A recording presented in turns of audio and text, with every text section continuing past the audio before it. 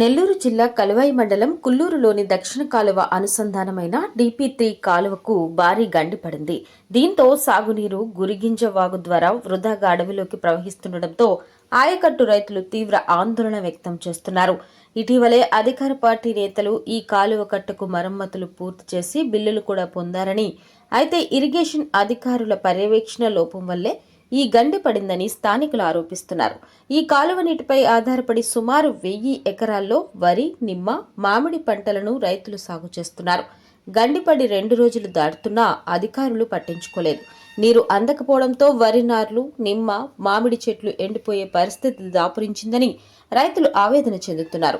పంటలు దెబ్బతినక ముందే ఉన్నతాధికారులు స్పందించి యుద్ధ ప్రాతిపదికన DP3 కాలువకు మరమ్మతులు చేపట్టి సాగునీటిని పునరుద్ధరించాలని ఆయకట్టు రైతులు కోరుతున్నారు.